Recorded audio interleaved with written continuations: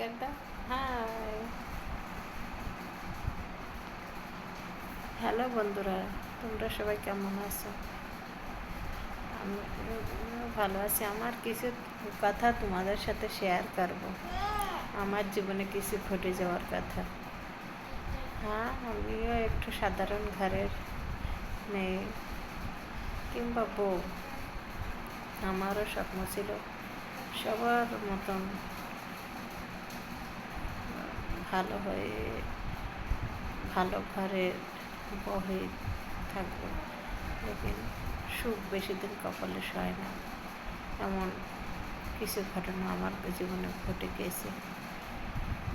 বহুত আশা নিয়ে ইন্ডিয়ায় এসেছিলাম। আর আমার বাড়ি বাংলাদেশে। ও কথা একদিন আপনাদের সাথে কথা বলবো। লেকিন যখন ইন্ডিয়ায় এসেছিলাম, আসার পরে আমার দিদি জিজা ছিল এখানে। দিদি জিজা থাকার পরে আমার যে এখন হাজব্যান্ড, ও হাজব্যান্ডের সাথে আমার পরিচয় হয়। হাজব্যান্ড ও জানের চাইতে আমার বেশি ভালোবাসত। লেকিন একদিন ও আমাকে বিয়ে করে সোজা ওদের ঘরে নিয়ে আসলো। আনার পরে ভালোই সুখে কাটছিল দিনটা।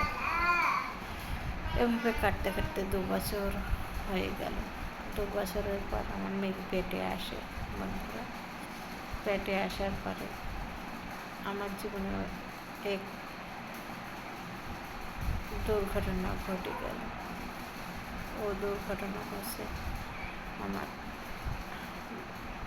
আমার স্বামীর এক বন্ধু ওর 1 মাসের নাম্বার দিয়েছিল আমার স্বামীর কাছে।